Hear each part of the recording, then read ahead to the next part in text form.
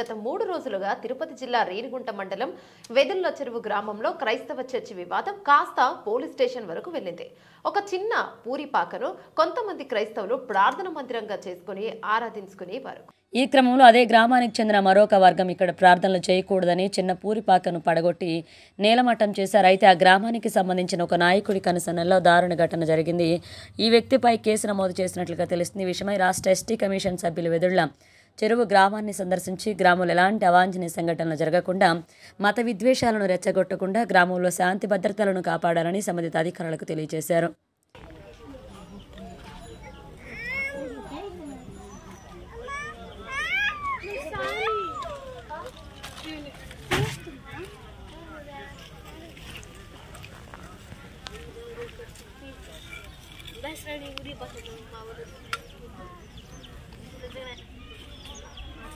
చంద్రాయుడికి ఆయన లేకపోతే మేము ఉండలేము ఇంత కుటుంబం ఉండలేము. ఆయన మాకు దేవుడు అయినా దిక్కైన ఆయనే. ఆయన పక్కన పెట్టున్నారు. ఆయన పిలిచి అడుగుతున్నారు మీరా? ఆయన పిలిచి మీరు మాట్లాడుతున్నారా?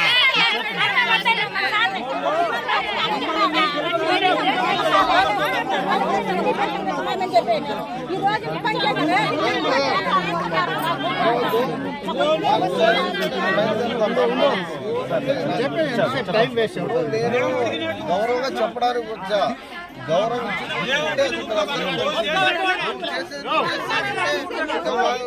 నేను అలాంటి సందర్భం ఇస్తే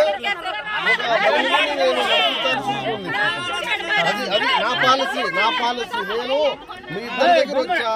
బ్రదర్ మనం అందరం కలిసిమెలిసి వెళ్దామని చెప్తున్నా.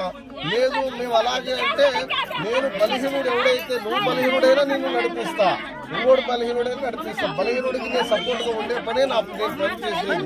నేను గౌరవంగా చెప్పడానికి వచ్చినప్పుడు గౌరవం ఇప్పుడు నీ ఇంట్లో నువ్వు చేసుకో. నీ గొడవ రాకుండా, నీ జోలికి రాకుండా, మిమ్మల్ని ఇబ్బంది లేకుండా ఈ క్షణం నుంచి నేను ఉంటానన్నాను. నేను ఉంటానన్నప్పుడు నన్ను గౌరవించాలి ఒక బ్రదర్ గా వచ్చినప్పుడు. అంతేగాని ఇప్పుడు ఆడ ఉండమ్మా ఎవరు ఇది కాదు. నీ తల్లికి తండ్రికి గౌరవించు. ఎవరికో ఎందుకు గౌరవిస్తావు? నీ అమ్మ నాన్న గౌరవించు. ఎవరికో వదిలే నీ అమ్మ నాన్నని నీ జాతిని గౌరవించు. ఎవరు ఎందుకు గౌరవిస్తావు?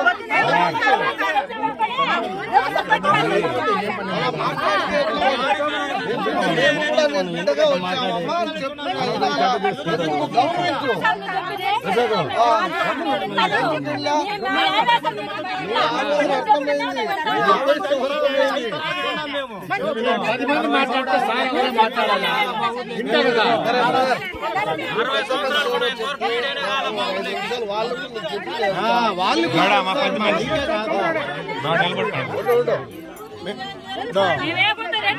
ఆయన అనేది లేకపోతే ఆయన ఆయనే పతిరెడ్డి 3 సంవత్సరాలు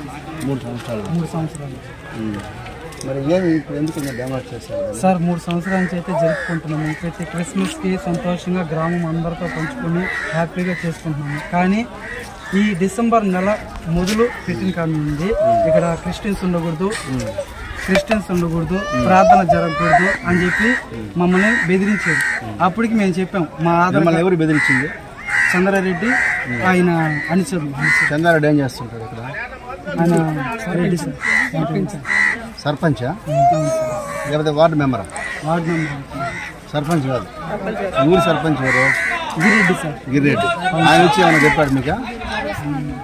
ఆయన వచ్చి ఏమైనా చెప్పాడు మీకు? మాకు వాళ్ళే సార్ చెప్పింది కట్టుకోమని.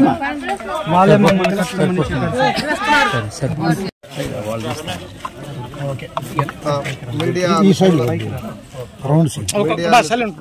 మీడియా మిత్రులందరూ కూడా నమస్కారం.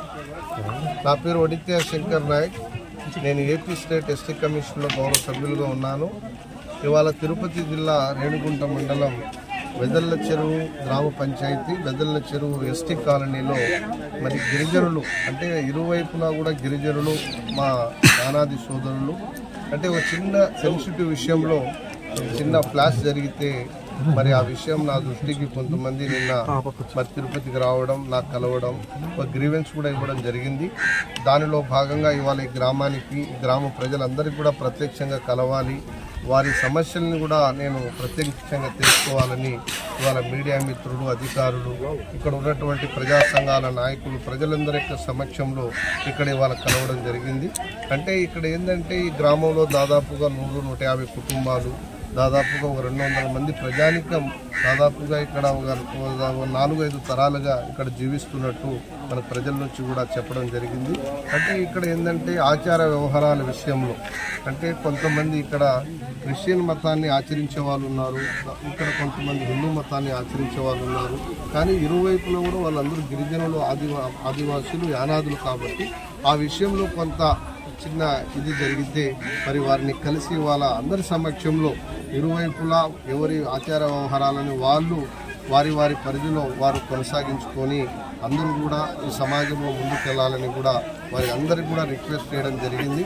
కాబట్టి ఆ దిశగా ఆ ప్రజలు, ఆ గ్రామం ముందుకెళ్లాలని మీ ద్వారా తెలియజేస్తూ మరి సెలవు తీసుకుంటా ఉన్నారు. సార్ ఇక్కడ కొంతమంది వ్యక్తులు వాళ్ళని ప్రలోభ పెడుతున్నారని చెప్పేసి ఇప్పుడు ఒకటి సార్, అంటే ప్రలోభ పెట్టడం అనేది అది మన పరిధిలో లేనటువంటి అంశం.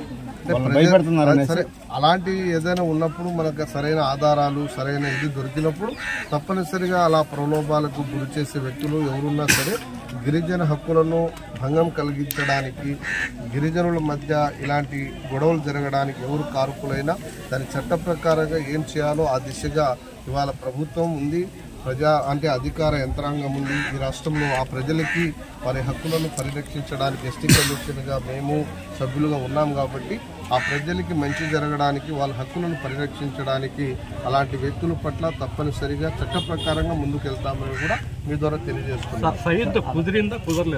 ఇప్పుడు దాదాపుగా ఇద్దరికి కూడా కన్వే చేయడం జరిగింది. మీరే చూశారు, దాదాపుగా 1.5 అవర్స్గా వాళ్ళందరినీ కూడా పేరున వాళ్ళందరినీ కూడా చెప్పడం జరిగింది. అంటే ఇప్పుడు వాళ్ళు కొంత ఆవేదనతో, ఆవేశంతో ఉన్నారు కాబట్టి గ్రామ పెద్దలకు కూడా చెప్పాం. దాదాపుగా ఆ సమస్య కొద్ది రోజుల్లో అది కూడా సద్దుమణుగుతుందని నేను అనుకుంటా ఉన్నాను. సార్ అలాగే ఇప్పుడు ఆ మందిరం కోల్పోయినటువంటి ఆ యొక్క పాస్టర్ గారు ఎవరైతే ఉన్నారో వాళ్ళకి మీరు ఏమైనా భరోసా ఇచ్చారా? రెండోది వచ్చి ఇది లౌకిక రాజ్యం కదా, ఇప్పుడు ఎవరైనా ఏ మతమైనా ఇప్పుడు అది చర్చి కాదు, అది ఇల్లుగా ఉండి ఏదో ఇంట్లో ప్రార్థన చేసుకుంటా ఉన్నారు అనేది వాళ్ళే చెప్పారు. సరే ఏది ఏమైనా అది కూల్చడం అనేది అది ఎవరికి మంచిది కాదు. సరే దాని మీద మేము ఏదైనా ఉంటే యాజ్ పర్ ప్రొసీజర్లో లీగల్గా మేము ముందుకు వెళ్తాం. ఓకేనా?